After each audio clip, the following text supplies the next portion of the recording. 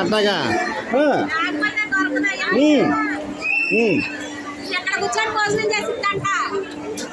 భోజనం అటు వెళ్ళాలా ఆటో వేసుకొచ్చా మనోళ్ళు వచ్చారు. జై హనుమాన్ జై హనుమాన్. ఏం చేయాలి బాగున్నారా?